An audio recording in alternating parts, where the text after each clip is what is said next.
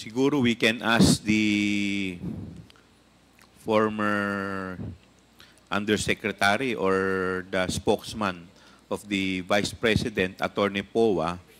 Kasi mga kababayan, ito di ba nung nag-resign itong si Sara Duterte sa DepEd, di ba sumama yung mga undersecretary niya, yung mga tauhan niyang iba. So ngayon, since sumama sa kanya yon, imposible namang iiwanan niya sa area yon. Natural, gagawin niyang empleyado yon ng OVP. Mga kababayan, so ngayon, malaki ang posibilidad, di umano mga kababayan, na baka yung nag-refuse, yung pumirma, under or tauhan nitong si Sara Duterte. Ano po, natauhan niya nung siya ay sekretarya ng DepEd, na ngayon ay tauhan niya doon sa kanyang opisina. Ano po sa OVP. Ano po ngayon, ipagpatuloy pa natin.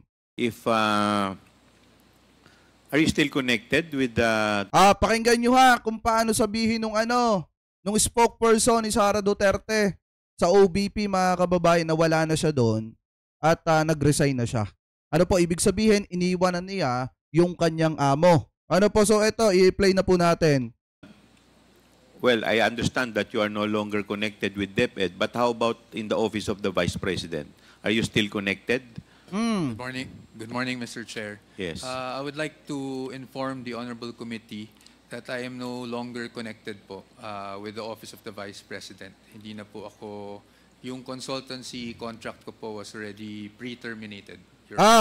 Not even as a spokesman? Wala na rin po ako as spokesperson. Okay, but are you aware of the status of the people who are subject of the subpoena? Opo. Are they still connected? Honestly, Your Honor, when I was still there, yes, they were connected with the OVP. Although, as of today, hindi ko na po talaga masabi factually if they are still connected or not. I would assume because of the position paper with the letterhead that they're still connected. But I cannot confirm that because nagpaalam po ako, nagpaalam po ako na umalis prior pa po to the previous hearing that we had. Mr. Chair, I assume Yes, Congressman Abante. that Attorney Poa knows all of these people personally, di ba? Yes, Your Honor. Yes, Your Oo. Honor. So therefore, siguro, at present, alam mo pa rin kung sino yung connected kay Vice President. Yes, Your Honor. Who are those people still connected with the Vice President? Your Honor, as far as you know it. as far as I know, those people are still connected with the Vice President. Although as of today, I really do not have personal knowledge. But as far as I know, they are still connected with the OVP. Mr. Thank Chair, you po. how Yan. about Ms. Lopez? Is she still connected? As far as I know, Your Honor. Mr. Gonzaga? Sa pagkakaalam ko, mga kababayan, parang yung isa atang sekretary ni Sara Duterte para atang lumisa na ng Pilipinas. Parang nagtago na, mga kababayan. Kasi nga, kung matatandaan ninyo, parang nag-request ata sa BI, mga kababayan, na tutukan itong mga individual or itong mga taong ito na hindi sumasagot or nagre-refuse, mga kababayan, ng invitation ng Kamara patungkol po sa pagdinig na ito. Kaso nga lang ang problema, parang yung isa ata ay nakaalis na, nakapuslit na, mga kababayan ng Pilipinas. Ano po ngayon, ipagpatuloy pa natin. Gonzaga. Emmanuel Gonzaga Ortonio. Yes, Your Honor. As far as I How know. about Rosalyn Ladores Sanchez? As far as I know, Your Honor. Gina Acosta. I don't have any interaction po with her, but when I was there, yes, I know that she was connected with those. About Julieta Villa del Rey. As far as I know, Your Honor. Edward Fajarda.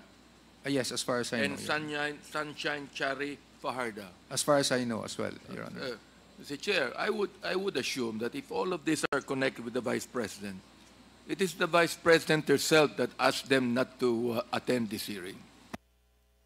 Tama. Kasi mga kababayan, yung mga taong yun, hindi naman nila i-refuse yung invitation ng Kamara kung walang basbas nitong si Sara Duterte. Ibig sabihin, kung connected pa yung mga taong yan kay Sara Duterte, si Sara Duterte mismo ang nagsabi siguro doon sa mga tao na yon na pirmahan na nire-refuse nila or hindi nila tinatanggap yung imbitasyon or yung sabina nitong Kamara sa kanila. Ibig sabihin, gaya nga nasabi natin kanina, kung ayaw matanong ng taong bayan, wag na maghangad ng posisyon sa ating gobyerno, mga kababayan. Kasi unang-una, karapatan naman siguro ng taong bayan na malaman kung paano nilustay ang pera ng taong bayan. Pero isa lamang yung maliwanag dito, mga kababayan. Yung isang tagapagtanggol ni Sara Duterte noong mga nakaraang buwan, yung kanyang spokesperson, mga kababayan, at saka kanyang consultant, wala na.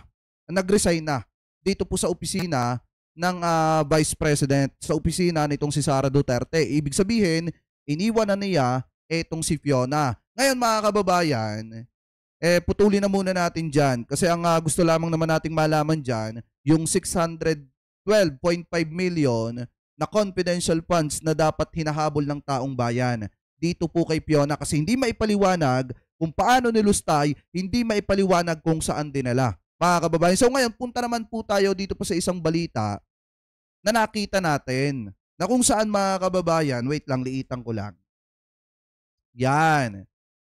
Sabi kasi dito, inulat ng House Good Government Committee na umalis na ng bansa patungong Los Angeles, California si OBP Chief of Staff Zaleska Lopez gabi ng Lunes, November 4. Ibig sabihin, ano bang petsa ngayon? 5 ngayon, ano?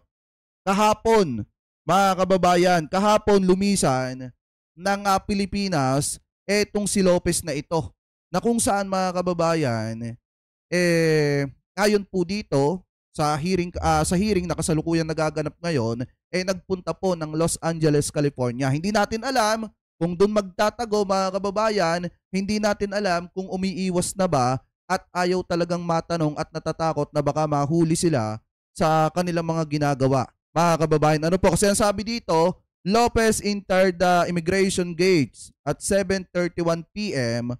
abroad flight PR 102 Manila to Los Angeles. There is remain in the Philippines ayon sa committee secretariat. Sabi pa dito, kabilang si Lopez sa 7 opisyal ng Office of the Vice President na hiniling ng komite na isyuhan ng lookout bulletin order. So kung matatandaan nyo kahapon, di ba, yung 7 opisyales or 7 staff nitong si Sara Duterte, nag-request etong si Congressman Chua na ipasok sa lookout bulletin etong 7 ito. Kaso nga lang yung isa nakapuslit, mga kababayan. Nakapunta ng Los Angeles, California. Yan, mga kababayan, yung tinutukoy natin kanina na isa sa mga staff ni Sara Duterte na iniwan na etong si Fiona at nagpunta na ng ibang bansa at umalis na ng Pilipinas. So ngayon, kung titingnan ninyo, hindi na rin nakakatakataka kung isa-isa itong magpupuslitan, mga kababayan, dahil nga kung sa hearing pa lang takot na silang humarap, kung sa kamera pa lang kinakabahan na silang magsalita, mga kababayan, natural na ang gagawin ng mga yan mag-aalaroke na. Kaso nga lang ang pinagkaiba, itong mga tao unti-unting nagpupuslitan papunta ng ibang bansa para hindi sila mahabol. Samantalang itong si Roque na andi dito sa ating bansa palipat-lipat at hindi natin alam kung nasa saan na. So ngayon, maliwanag, mga kababayan, na yung isang empleyado ni Sara nag-resign. Yung isa, mga kababayan, pumuslit na at nagpunta na ng Los Angeles, California.